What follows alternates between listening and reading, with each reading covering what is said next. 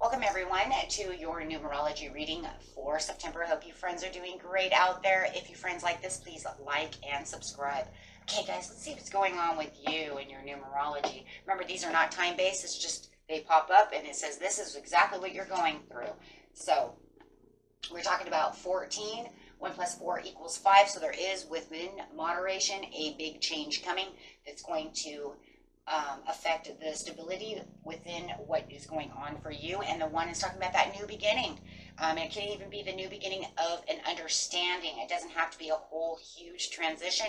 It could just be the way I'm seeing things and the way I'm doing things, or the way I'm thinking about things. And definitely talking about that new beginning once again. With the cycle change, taking steps, baby steps forward again. So definitely seeing a lot of 1s and 4s over here. And it's up to you. I can deliberately reach for joyous thoughts. We'll look at that in a minute. That's your law and attraction card, and it's saying, yeah, you know what? Through this thinking and the way that I'm doing things, I can definitely reach out for better things, and be the panda, stay balanced in your essence. So very nice. There's going to be a lot of balance over here, but it's also going to be a balance of the way. I'm telling you, there's a lot of thinking over here. And make sure that you are giving yourself a break so that you can breathe and approach any new perspective or new idea that you are taking to. And that would be, you know, taking those baby steps to the situation. Right now, what's going on within yourself is just like, you know what? There's some kind of exhaustion going on. I'm not feeling as passionate about doing things as I want, and there is no moderate moving. This card here is moderate moving, and it's not moderately moving.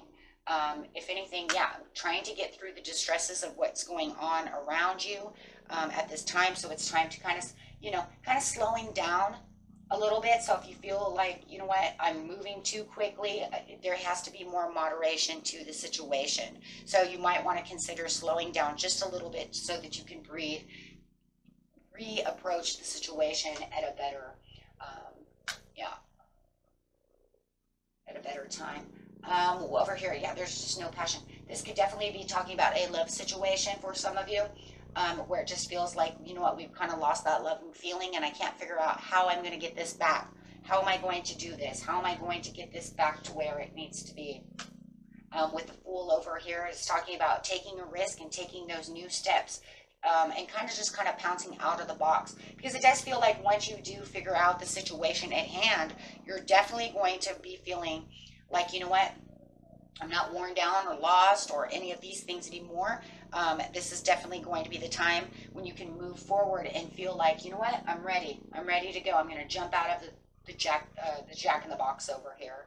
I can deliberately reach the joyous thoughts, and that's because of the Chariot, making sure that you can reach where it is you need to go. We are going to look at this card, though, because this card is telling you in seeking and finding joy, you're not only finding perfect alignment within your inner being, which is crazy. We're talking about the balance, and here it is jumping out of the Fool, taking a risk and jumping off the cliff over here with your inner being and with who you really are. But you also find vibrational alignment within all things that you desire.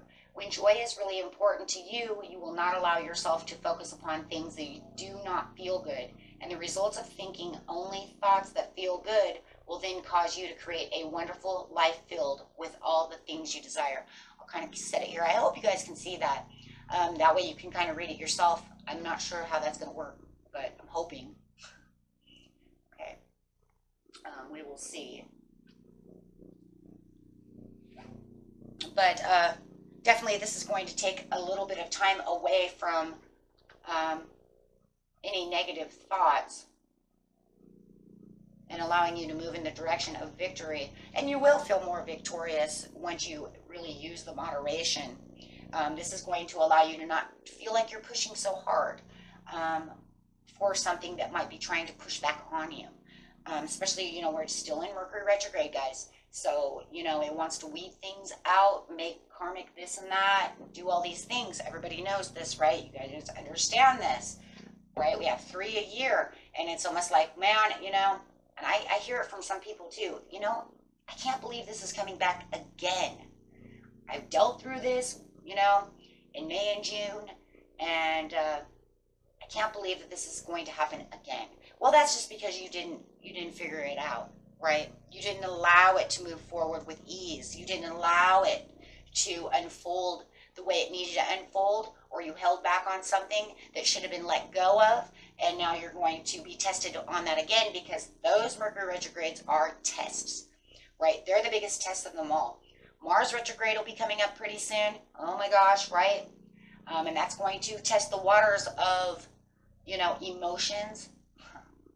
But it's definitely not the same as a Mercury retrograde. As, always Google that and look those things up too and see how they affect, right? And God always love the one in May and June, because then it goes straight into the Saturn, right? Retrograde, which hits the homestead. It's like, boom. So you got that kind of back to back.